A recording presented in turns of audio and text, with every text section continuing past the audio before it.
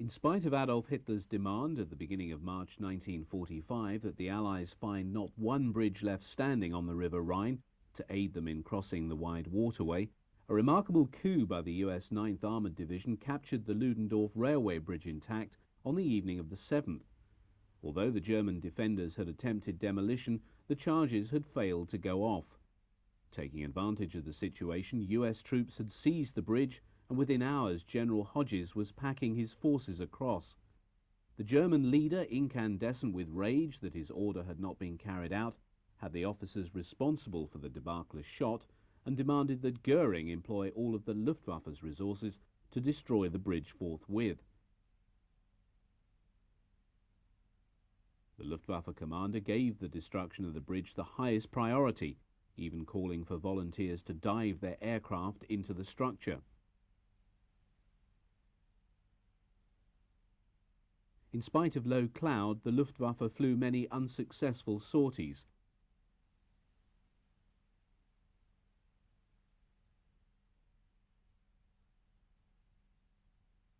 US anti-aircraft gunners found themselves firing on a diversity of enemy types, ranging from single-engined fighter bombers, like the FW-190, through to the most advanced aircraft in the fading Luftwaffe's inventory.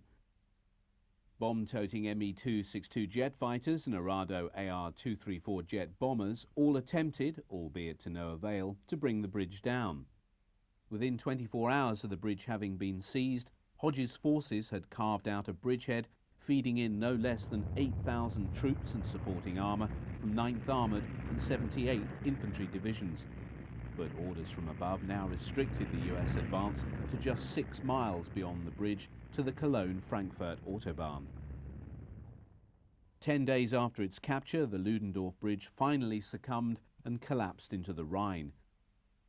It was, however, too late for the Germans, as the Americans already had a strong bridgehead in place and rapidly put across a pontoon replacement to feed even more forces across the river.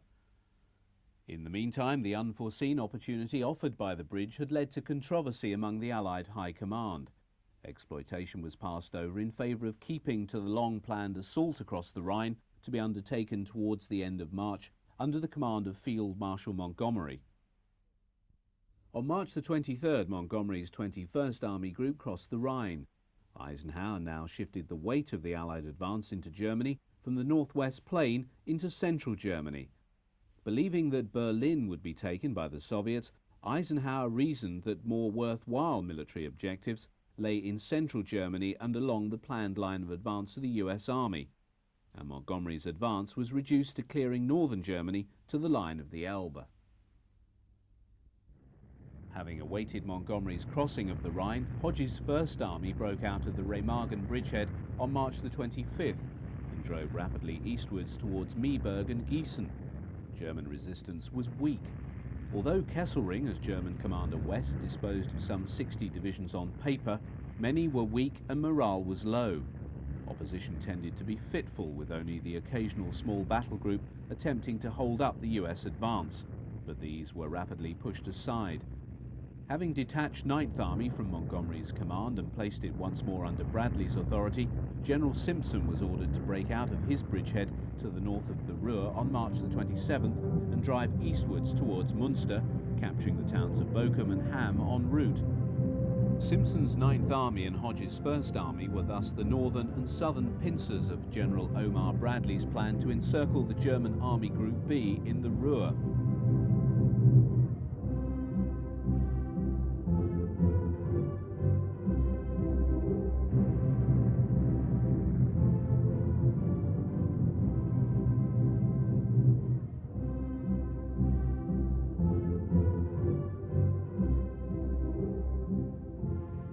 So rapid was the US advance and so ineffectual the German opposition that the leading tank units of the two US armies made contact at Lippstadt just before daylight on April the 1st.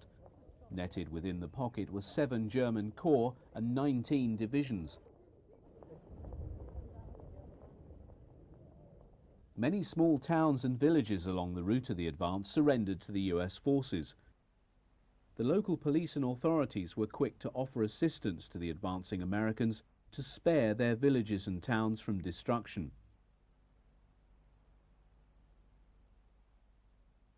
Many German soldiers gave themselves up, and the remarkable contrast in the ages of those taken into captivity is the measure of how grave the manpower situation in Germany was in 1945. The trawl of prisoners included boys of 14 and old men in their 50s.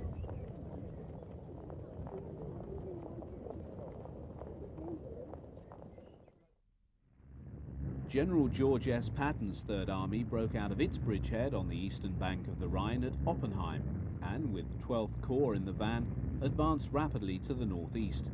The River Main was spanned with a pontoon bridge, and on March the 28th, elements of the 4th Armoured Division began to cross. Making thereafter for Hanau, it later joined up with 1st Army at Gießen. Eisenhower's plan called for 1st, 3rd and 9th Armies to drive eastward, even before the final reduction of the Ruhr pocket, in order to capture Leipzig and Dresden. This would not only cut Germany in two, but would also result in the occupation of the last remaining industrial region of the Reich.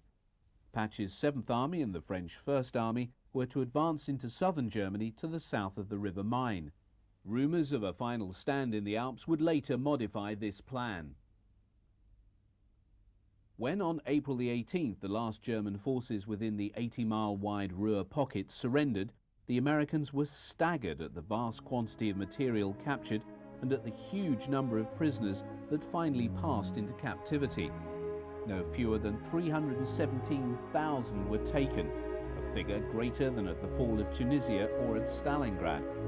The fight had gone out of the Germans once it was realized that continued resistance was not delaying the US drive across Germany. Model, however, took the view that surrender was not an honourable course open to him or his army, but wishing to avoid unnecessary suffering to his men, now that the war was lost, he dissolved his command in order to resolve the impasse, thereby releasing his men from military authority. In consequence, many thousands surrendered to the Americans on a daily basis. One US soldier at Wuppertal started out with 68 prisoners under his charge and arrived at the prisoner of war cage overseeing a total of 1,200. Although General Matthew Ridgway had attempted to secure the surrender of the German Field Marshal, the latter would have none of it. He had publicly heaped derision on von Paulus when he'd surrendered at Stalingrad. He was not about to do the same. On April the 21st, he walked into a forest near Duisburg and shot himself. Unable to properly process or house such an immense number of prisoners, the Americans reverted to simply placing barbed wire around fields and employing them as temporary stockades. Some old soldiers among them were now living through Germany's second lost war in a generation. In the wake of the advancing armies came the troops and bodies responsible for bringing order to a German civilian populace attempting to eke out some sort of life amid such destruction. For the people of the cities of the Ruhr, the US occupation marked the end of nearly 5 years of intensive night and day bombing by RAF and US aircraft, which had reduced the whole of Germany's premier industrial region and powerhouse for its war machine to one vast ruin. Rumbling through the streets of the shattered towns and cities in the wake of the battle for the Ruhr was an endless line of vehicles and tank transporters carrying the supplies and equipment forward to the rapidly advancing spearheads. Ammunition, petrol, oil and lubricants were needed in vast quantities, the very sinews of modern warfare and the logistic tail without which no army can fight. Among the many types of vehicles to be seen are ubiquitous jeeps, Studebaker and GMC 2 6x6 general-purpose lorries, Dodge 214 recce cars, an M26 Dragon wagon, and a Diamond T heavy tank transporter carrying an M4 Sherman.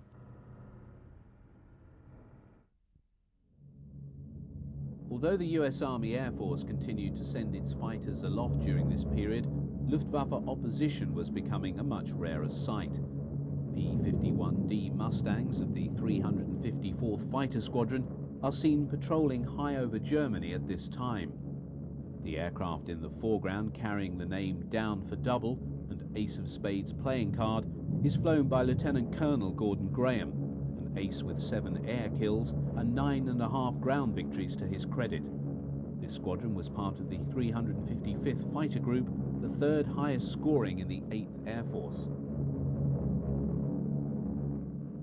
Occasionally, even at this stage of the conflict, sorties would be flown by surviving enemy fighters.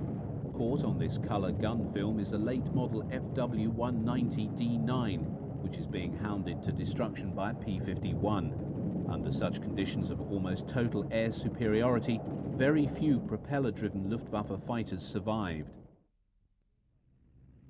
An M18 Hellcat fast tank destroyer emerges from smoke, to be followed by a number of infantry-laden M3 half-tracks as the US advance across central Germany gains momentum.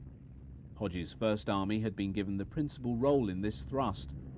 By April the 4th, he'd linked up with units of Third Army, which had swung up from the south to meet him at Kassel.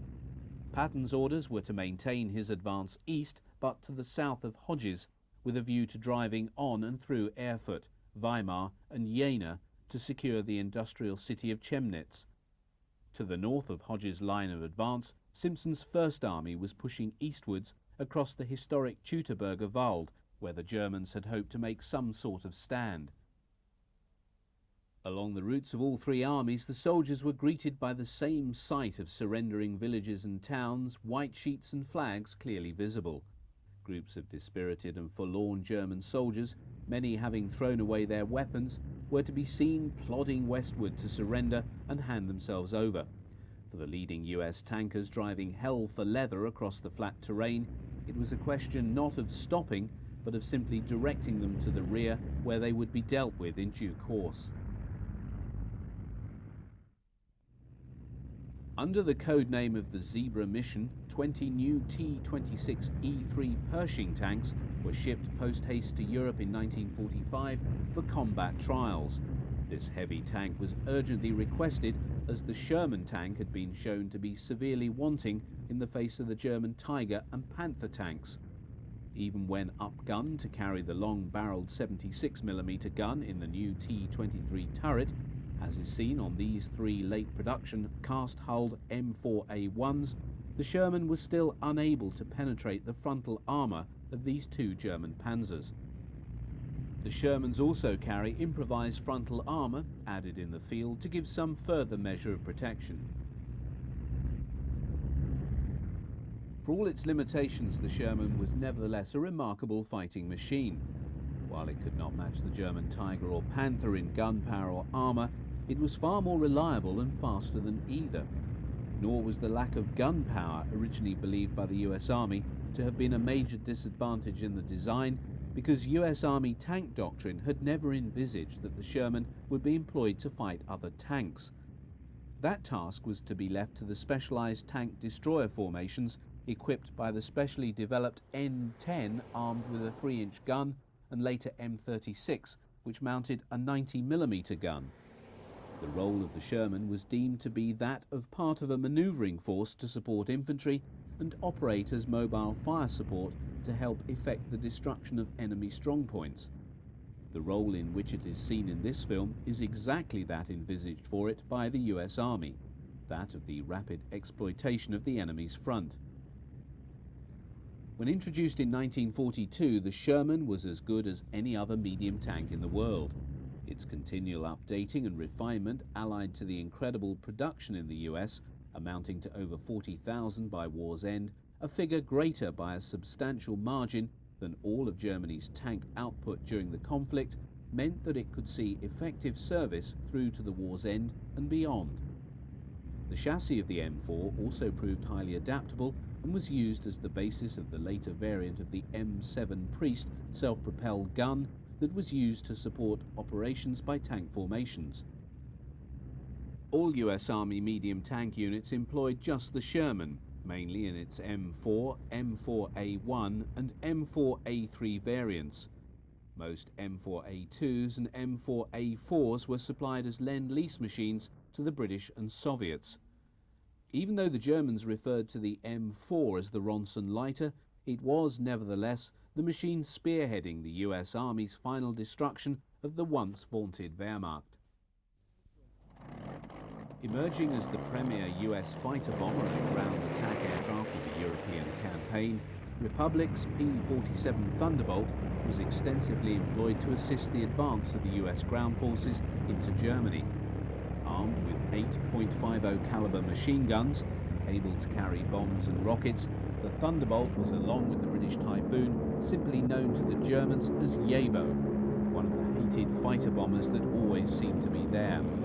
Those taking off here are early Model D Razorbacks.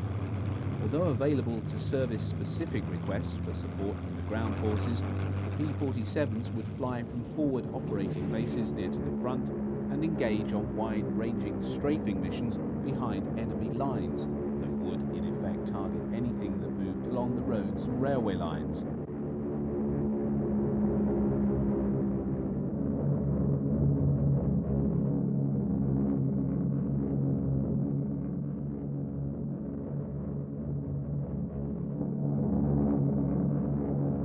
This group of late model P-47Ds, identifiable by their bubble canopies and cut-down rear fuselage, in contrast to those seen earlier in this sequence, are flying on such a mission.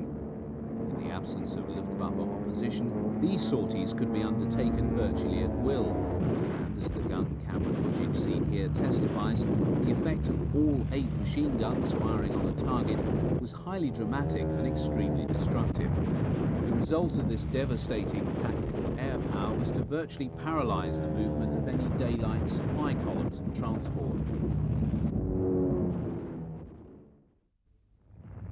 A major obstacle in the way of the advance of all 3 armies was the River Weser, which was bridged by 9th Army on the 5th of April. An M8 Greyhound armoured car precedes a dozer-equipped M4 Sherman across the pontoon bridge built by the engineers. This is followed by 2 examples of the new M24 Chaffee light recce tank, designed to replace the dangerously obsolescent M5 light tank. The M24 was a fine design and saw much service post-war.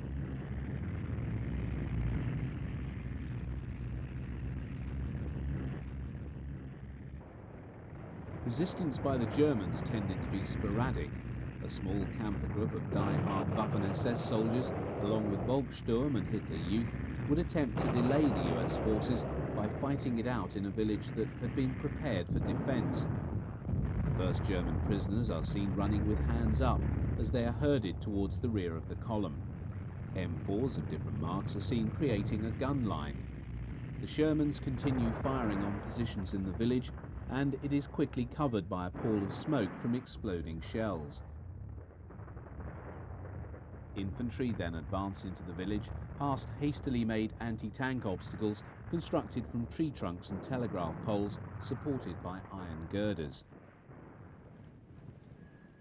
One of the most feared German weapons was the one-man handheld anti-tank rocket known as the Panzerfaust.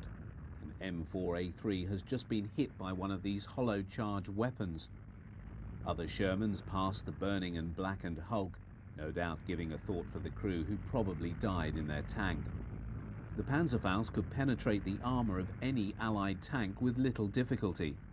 The Shermans now find themselves involved in yet more combat.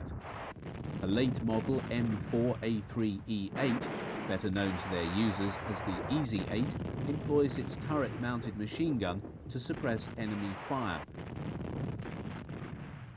Artillery support is given by the crew of an M7 Priest, who use their 105mm howitzer to bombard the German positions. The large number of rounds fired off by these SPs goes to show the importance of rapid resupply from the rear.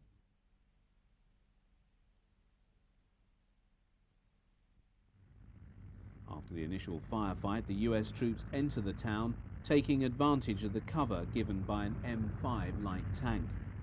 The fact that the soldiers have mainly shouldered their weapons and are casually walking through the town suggests that the enemy resistance has been cleared. The surrounding devastation is hardly the product of the ground forces. This is clearly a town that has been heavily bombed by Allied aircraft. With the Luftwaffe virtually absent from the skies, resupply of the fast-moving columns with troops and supplies from the air was possible. The premier Allied transport throughout the conflict in the European and Pacific theatres was the remarkable Douglas C-47 Dakota. Although the last major drop of paratroops came during Operation Veritable, the crossing of the Rhine by 21st Army Group in March, smaller drops of the sort seen here were frequent. While the paratroops jumped from within the aircraft, the supply containers are carried under the mid-fuselage of the C-47 and were released by the crew. By April the 11th, forces belonging to 9th Army had reached the Elbe at Magdeburg, within striking distance of Berlin. However, Eisenhower had already decided against a drive on the city. Farther south, 1st Army reached Dessau on the Elbe on the 24th of April after heavy fighting. 3rd Army bypassed Leipzig and reached the river at Colditz, and US infantry of the 69th Division captured the city. Much of Leipzig lay in ruins following the extensive bombing over the previous 3 years due to its importance as the centre of major war industries. Moving westward from eastern Germany were hordes of fearful refugees escaping from the advance of the Red Army, which was itself now moving rapidly towards the line of the Elbe. US soldiers are seen searching the belongings of surrendering German troops and examining identity cards. The large numbers of German prisoners taken west of the river were also being swelled by those from units escaping from the east and Soviet captivity. The vast multitude of German POWs was beginning to place a great strain on the US Army, and longer-term plans would be needed to properly accommodate and screen the hundreds of thousands of Wehrmacht troops. Countless foreign workers from France and the Low Countries and hundreds of Allied prisoners, many held since the French campaign in 1940, clearly expressed their great joy at being released by the advancing American forces. At the same time, Patton's army reached Colditz and liberated over 1,800 of the most troublesome Allied prisoners of war. French tricolours were raised aloft as the jubilant freed prisoners marched through the streets of Leipzig, a scene that was being repeated all over Germany as Allied forces liberated soldiers, many of whom had been behind the wire for over 5 years. On the 25th of April, the northern and southern pincers of the Soviet assault forces attacking Berlin completed their encirclement of the German capital. Less than 100 miles away to the southeast on the same day, the first meeting took place between the forces of the US Army and the Red Army. In a subsequent Russian report, Marshal Ivan Koniev, commander of the 1st Ukrainian Front, stated that the first contact had been made at 13:30 hours by forces of the 58th Guards Rifle Division from the 5th Guards Army, with a recce detachment from the US 69th Infantry Division at Strela. This was followed by a second meeting when Captain Nieder of the 173rd Guards Rifle Regiment linked up with another US Army patrol at Torgau.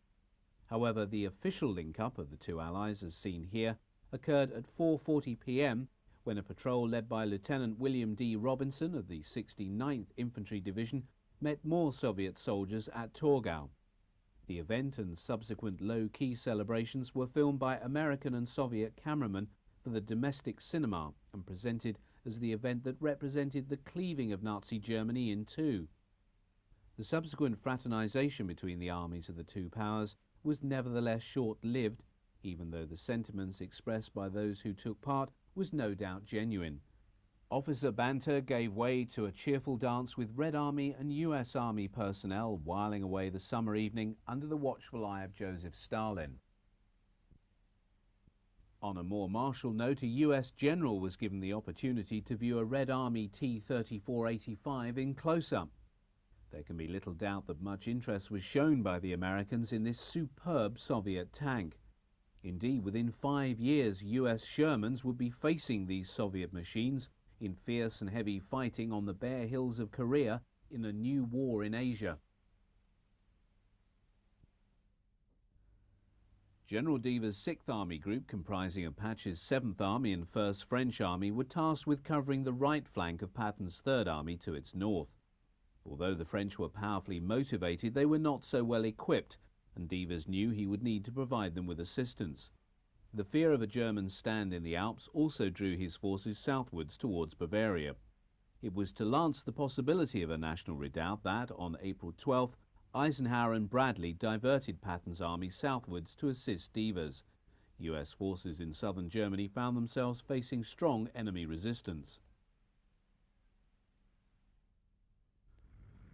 By this period of the war, many US Army Shermans had been equipped with improvised protection to compensate for the vulnerability of the thin armour of the M4 in the face of high-velocity German anti-tank weapons.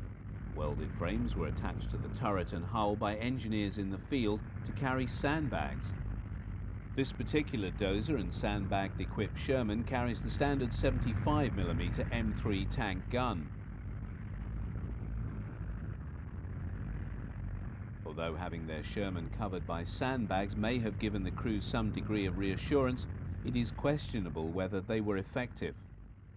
The heavily bombed city of Nuremberg was finally captured on April the 20th after a heavy fight against a determined opposition. 2 German army divisions, assisted by Volkssturm, Luftwaffe detachments and a small panzer force, employed the large number of heavy anti-aircraft guns that ringed the city to put up a fierce resistance. The 88 and 105mm guns were used to deadly effect against the attacking American armour. While 2 divisions of 15th Corps assaulted the city from the northwest, another from 21st Corps advanced into the western suburbs, while a fast mobile group cut off the southern exits.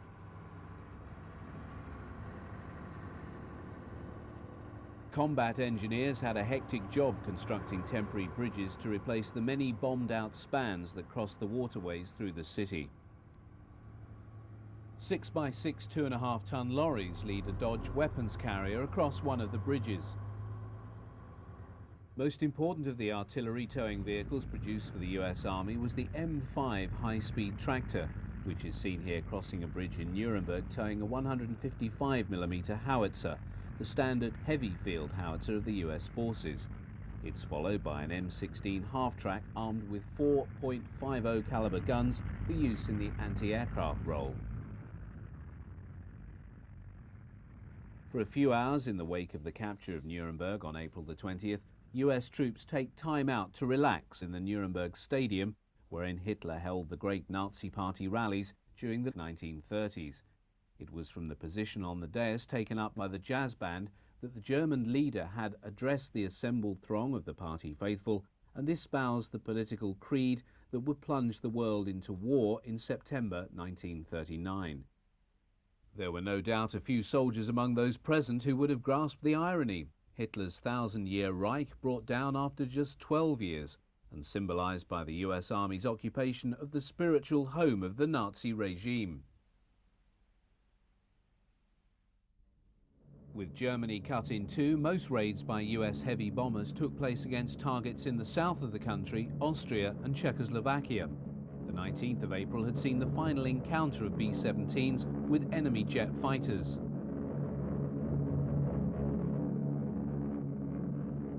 B-26 Marauder medium bombers were also operating against targets in this region right up to the surrender, and were able to testify that the teeth of the Luftwaffe were not yet fully drawn, even at this late stage.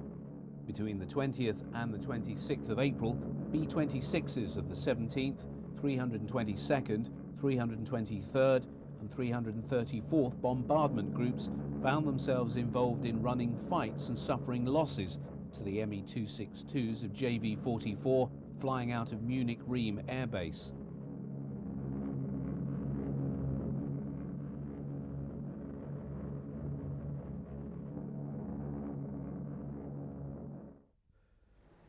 A shot-up Hetzer light tank destroyer lies mute and abandoned on the side of the road, in all probability the victim of a roving ground-strafing P-47 Thunderbolt, and is passed by a Jeep and M3 half-track of a reconnaissance detachment. Operating in advance of the armoured spearhead, the vehicles pass through a seemingly deserted village and make their way to their destination, an abandoned airfield.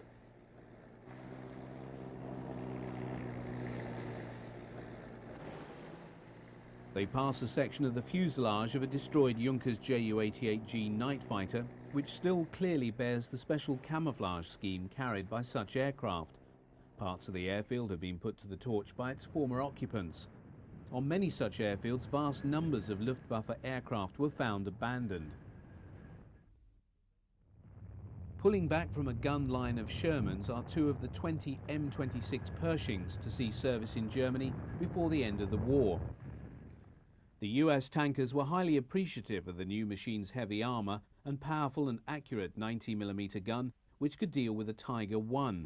Allocated to the 3rd and 9th Armoured Divisions, the Pershing first saw action with the former 10 days before the capture of the bridge at Remagen. Of the 20 sent for combat testing, only one did not finish the war on active service, having been knocked out by an 88mm gun of a Nashorn tank destroyer in the fighting around Cologne. Shermans were frequently employed by the US Army in the direct fire role as artillery. On this occasion, M4A3s and EZ8s are using their 75mm and long-barreled 76mm guns to bombard a village in which a German unit has decided to fight it out. Understandably, at this stage of the war, this seemed a much more preferable way of dealing with the occasional pockets of die-hard enemy soldiers. Tanks belonging to the 11th Armoured Division and part of Patton's 3rd Army ford the River Muhl near Neufelden in Austria on the 4th of May during their advance on the city of Linz. It provides an excellent opportunity to view the makeup of such a formation in the last few days of the war. Late model M4A3s with the 47-degree hull front and armed with the 75mm gun are used by the accompanying infantry to hitch a ride over the very cold river, which is still flowing strongly because of the snow melt from the mountains. Next across is an M26 Pershing, which is also used as an impromptu personnel carrier. Being heavier than the Sherman, more care is being taken in getting the M26 up onto the bank to ensure it does not collapse under the tank's weight. In order to help the passage of the armour and support vehicles across the river, a wall has been demolished to permit the bricks to be thrown into the mud and give the tracks of the tanks and SPs a degree of traction as they emerge from the river. M7 Priests and M4s are seen crossing in this particular sequence. Following on are numerous 2.5-ton lorries carrying supplies to sustain the advance, which continues once the river is crossed, with the armour taking advantage of a road to build up speed. Seen here is the M4A3, a most important US Army variant of the Sherman. The 47-degree hull front and wet stowage was carried over into the M4A3E8, the last variant. It was equipped with a new suspension, track and turret which mounted a long-barreled 76mm gun and saw much service after the war. Although the formal surrender of German forces has yet to take place, it's apparent that for these soldiers going into captivity at the beginning of May, the war is as good as over. They already know that Hitler is dead, although the radio announcement that he died fighting alongside his troops against the Russians in Berlin was not yet known to have been a lie. With so many German troops surrendering, the US Army was hard-placed to secure them all. Engineer units were frequently delegated to erect temporary holding areas for enemy prisoners, pending the setting up of more permanent establishments. By the beginning of May, many German units simply raised the white flag and handed themselves over to the US Army en masse. Their immediate fate was a space in a field open to the elements. Meanwhile, the spearhead of Patton's Third Army had crossed the Austrian border on the 1st of May. Enemy resistance was rapidly melting away, with the German commander, Field Marshal Kesselring, retreating to Berchtesgaden. While other elements moved to secure the towns of Passau and Branau, the 11th Armoured Division drove on to Linz, entering the city on May the 5th. Once more, the scene was dominated by prisoners, and the city square became the assembly point for hundreds of surrendering German troops who were either marched or brought in by lorry. The variety of shades of grey in the uniforms points to soldiers who served in the army and Luftwaffe, as well as the Volkssturm.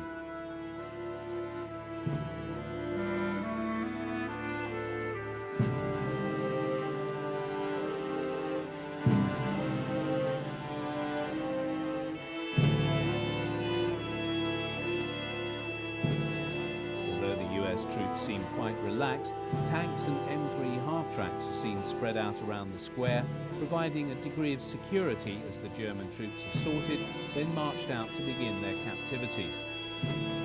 Most of the Shermans are of the later M4A3 variant equipped with a 76mm gun, and there are also a number of the EZ8s present. many of the towns of southern Bavaria and Austria, Linz shows no evidence of war damage. Because the town had no significant war industries, it was spared the bombing other Austrian cities had visited upon them.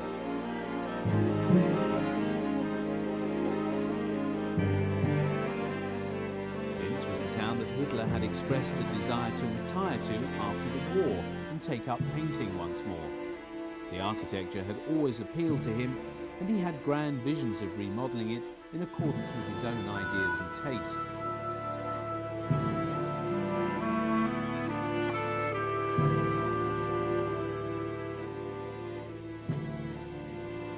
Clutching bags containing what few belongings they're allowed to retain, the German prisoners are marched off under guard. The long column moves past the crew of an M3 half-track, the gunner sitting on the machine gun ring with the heavy .50 caliber weapon to hand.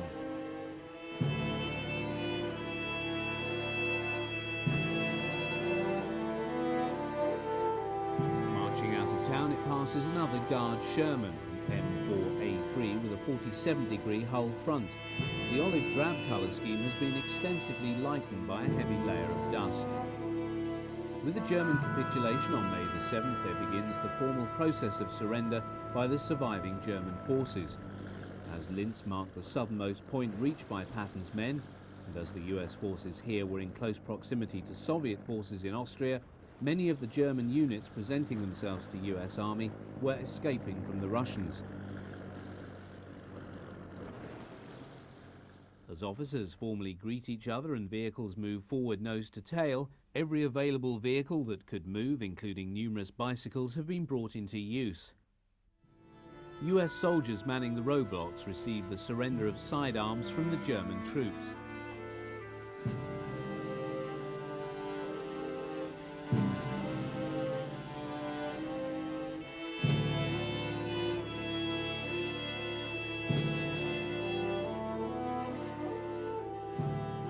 While a few Austrian ladies attempt to fraternize with the US troops, an immense pile of surrendered enemy equipment is made by the roadside and includes such items as pistols, rifles, machine pistols, gas mask containers, steel helmets and identification flags. Elements of Patton's Third Army entered Czechoslovakia on May the 6th. Patton had been itching to get into the country for the previous 2 weeks, but Eisenhower and Bradley were concerned about the Russians who were already fighting there.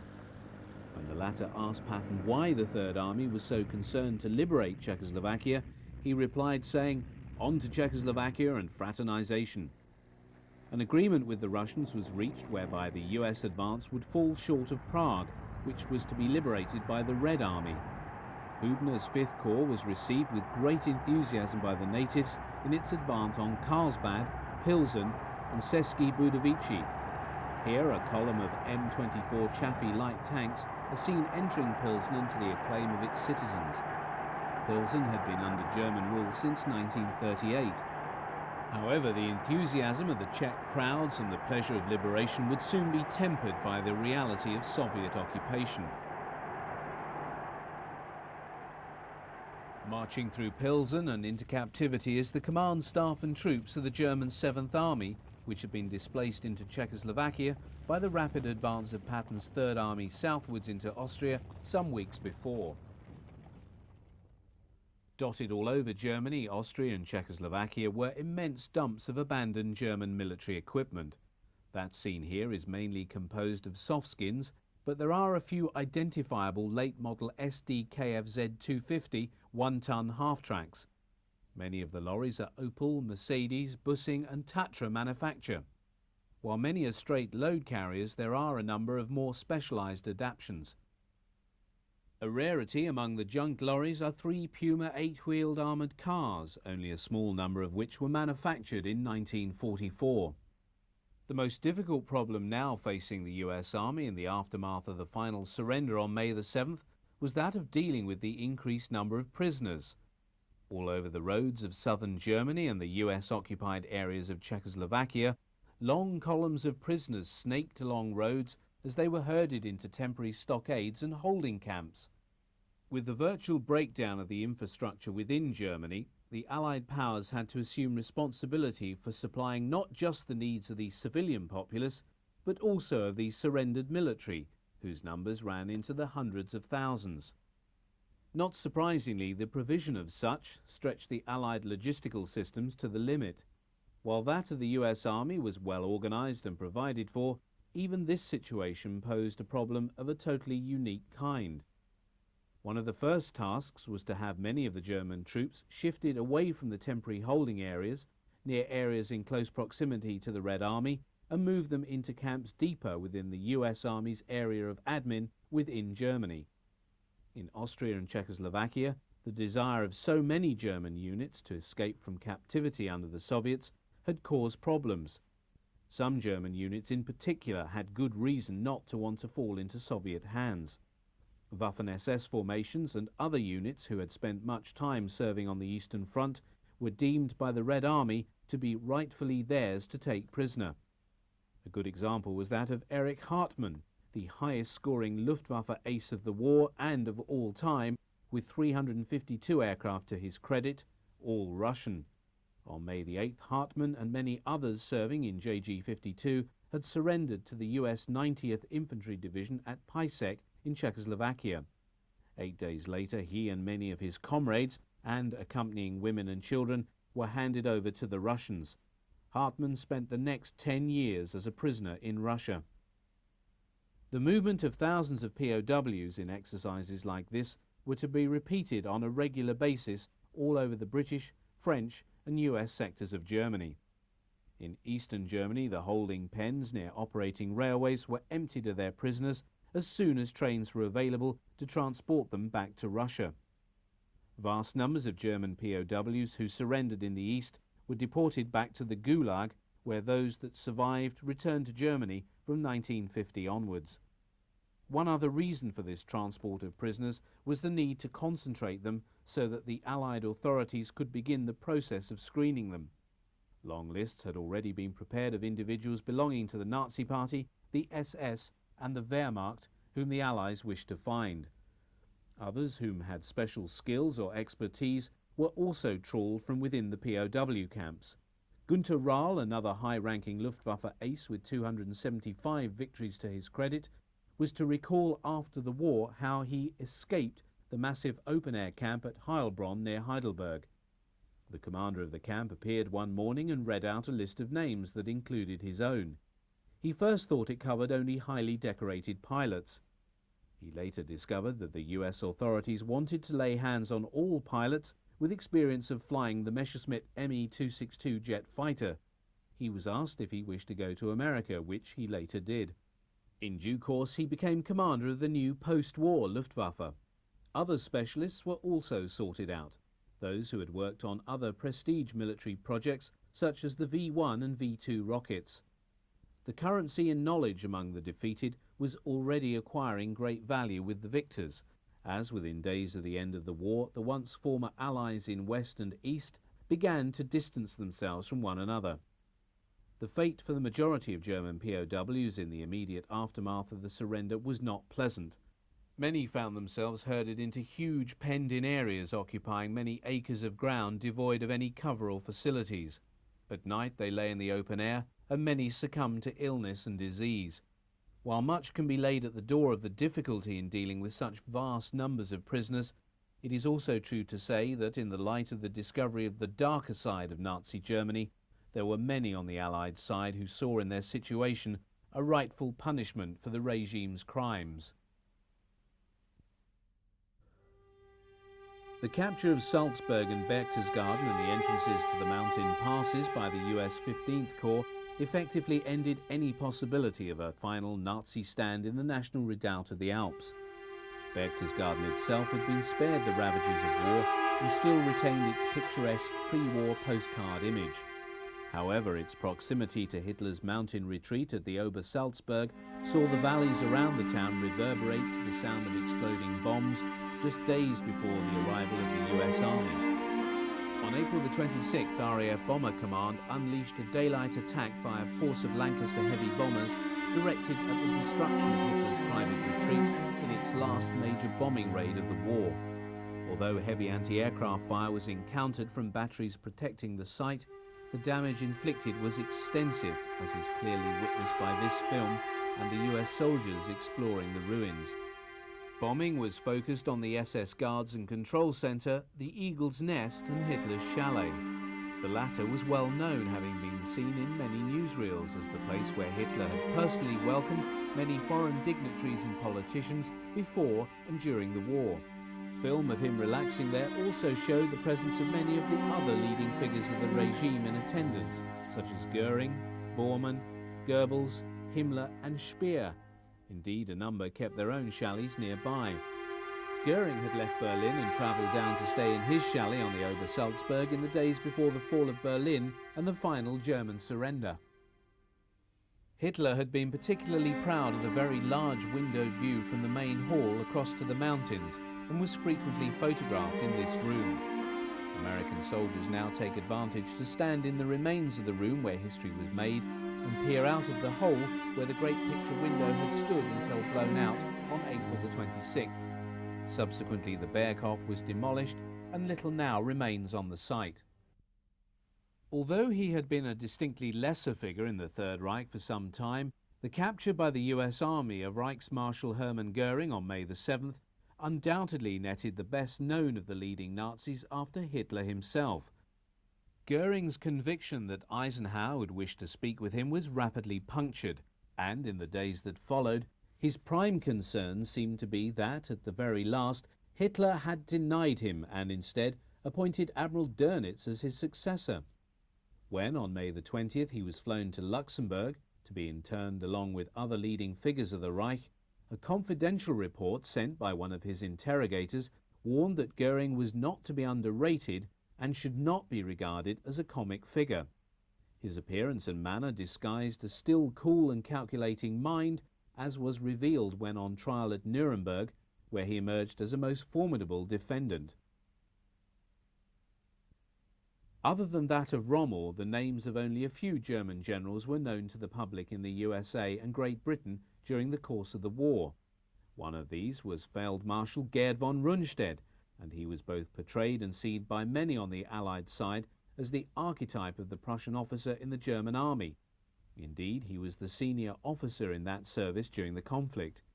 He was nevertheless anything but sympathetic to the Nazis and made his feelings about Hitler, whom he called the Bohemian Corporal, known to more than a few around him. Sacked and frequently recalled by Hitler, he was by 1945 old and worn out. He was captured on May the 2nd and is seen here being taken into captivity.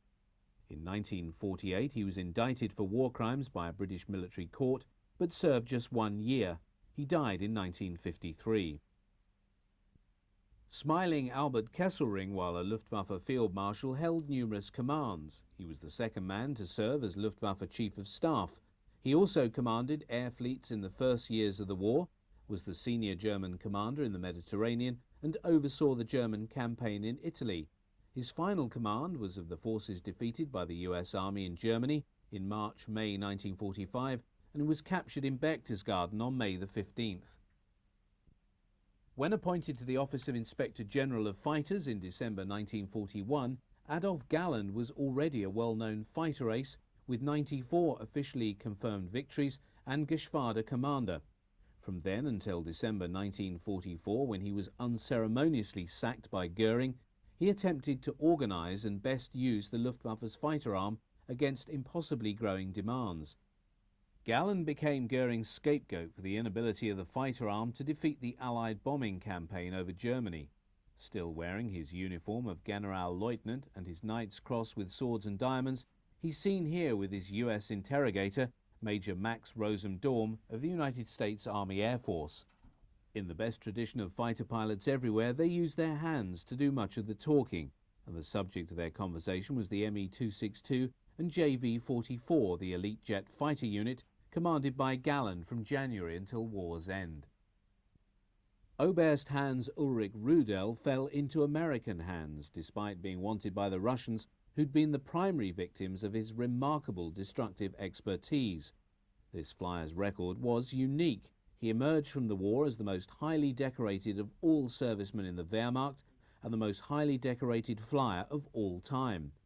His career in Russia was inextricably bound up with his favoured aerial mount, the Ju-87 Stuka.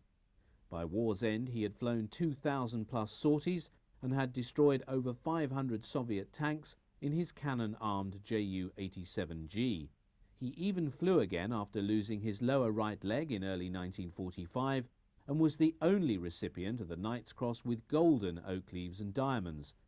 He's seen here along with Galland and other high-ranking Air Force and Army officers prior to boarding a US Army Air Force C-47 transport, which flew them all to England on May the 14th for much longer in-depth interrogations and debriefing. Rudel declined to renounce his Nazi sympathies after the war and became involved in right-wing politics in Western Germany. He died in 1982.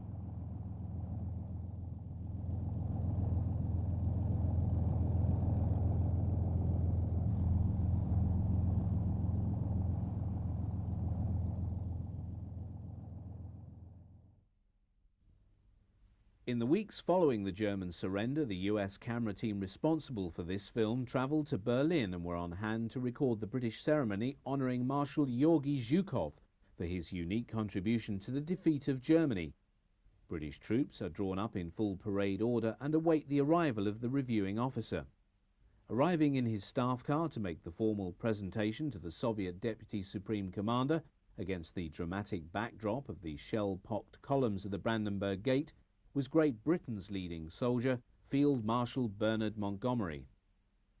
Neither man had met the other, but both had high profiles within the Allied nations. Zhukov's command now included his role as Soviet representative on the Allied Control Council for Germany.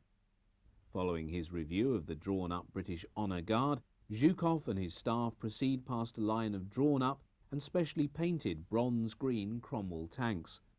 No doubt a critical eye was passed over this example of British armour. Montgomery now made the formal investiture of Zhukov into the ranks of the Knights Grand Cross of the Order of the Bath, the award being symbolised by the bright red sash worn by Zhukov as he stands to attention for the formal parade, having taken a final salute from his British opposite number. Between the central pillars of the Brandenburg Gate can be seen the huge picture of the Soviet leader Joseph Stalin, placed in such a fashion as to clearly make the point that it was here that the Soviet sector of the former capital of Nazi Germany began. The gate had itself been the focus of heavy fighting in the final days of the battle for Berlin, as had the Reichstag building. A rusty 88mm flak gun symbolises the lost battle for the German capital. The Reichstag building had been the object of particular Soviet attention in the final days of the battle for Berlin, as it had become the place for the last-ditch defence of the city. The assault on the building had begun on the 30th of April with an artillery bombardment and Katyusha rocket salvos. The building was then stormed by the 380th, the 574th and 756th Infantry Regiments. More than 5,000 SS, Hitler Youth and Volkssturm fought the attackers. It took 2 days for the Reichstag to be cleared before the red flag was raised over the building as a symbol of the triumph of the Soviet Union. Completed only in 1939, the Reich Chancellery had been designed and built for Hitler by his court architect, later Minister for War Production Albert Speer. It too was now a ruin and had also been the scene of heavy fighting. The building had been envisaged by Hitler and Speer as the first stage in what would have been the complete rebuilding of the centre of the city to make it more fitting as the capital of a 1,000-year Reich that the German dictator dreamed would extend from the Atlantic to the Urals. Amidst the ruins of the once splendid Kurfürstendamm are the remains of the great Kaiser Wilhelm Church. This main thoroughfare leading to the Brandenburg Gate, once the premier street of the capital, is now reduced to rubble, as is most of Berlin.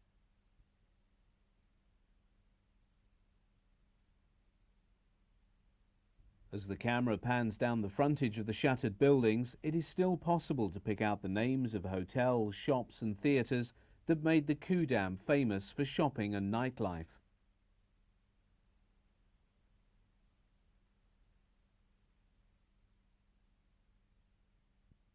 Even in the first weeks after the surrender, the local populace are making an effort to attend to the vast amount of devastation that lies around them. Work teams pulled together to retrieve and stack bricks. By such means was a start made on rebuilding the city, and it's noticeable that those participating in this work are almost all women and children. Most men were either prisoners, dead, or old and infirm. There were very few young German males on the streets of Berlin in July 1945.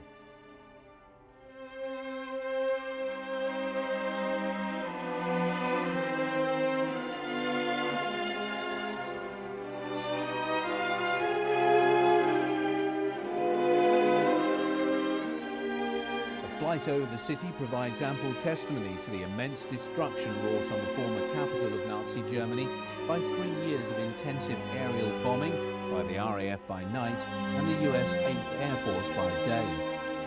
Added to this was the Battle for Berlin in April and May 1945 and the Russian capture of the city that further added to the immense devastation caused to the German capital. Very few buildings can be seen still in a habitable state, and most are empty shells. Nevertheless, it was rapidly becoming apparent that Berlin was already becoming a vital pawn in the new emergent antagonism developing between Russia and her former allies, the United States, Great Britain and France. In a real sense, Hitler was the architect of the Grand Alliance that had brought those four uneasy powers together in a common cause to bring about the destruction of Nazi Germany. Once the German dictator had been removed from the scene, the old ideological rivalries, fears and suspicions re-emerged very quickly.